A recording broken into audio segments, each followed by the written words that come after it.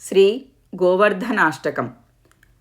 ഗുണാതീതം പരം ബ്രഹ്മ വ്യാപകം ഭൂധരേശ്വരം ഗോകുലാനന്ദദാതാരം വന്ദേ ഗോവർദ്ധനം ഗിരിം. ഗോലോകാധിപതിം കൃഷ്ണവിഗ്രഹം പരമേശ്വരം ചതുഷ്പദാർത്ഥദം നിത്യം വന്ദേ ഗോവർദ്ധനം ഗിരിം. നാനാജന്മകൃതം പാപം ദഹേത്തൂലം ഹുതാശനഃ കൃഷ്ണഭക്തിപ്രദം ശശ്വത് വന്ദേ ഗോവർദ്ധനം ഗിരിം. സദാനന്ദം സദാ വന്ദ്യം സദാ സർവാർത്ഥസാധനം സാക്ഷിണം സകലാധാരം വന്ദേ ഗോവർദ്ധനം ഗിരിം. സ്വരൂപം സ്വസ്തികാസീനം സുനാസാഗ്രം കൃതേക്ഷണം ധ്യായന്തം കൃഷ്ണകൃഷ്ണേതി വന്ദേ ഗോവർദ്ധനം ഗിരിം. വിശ്വരൂപം പ്രജാധീശം വല്ലഭീവല്ലഭപ്രിയം വിഫലപ്രിയമാത്മാനം വന്ദേ ഗോവർദ്ധനം ഗിരിം.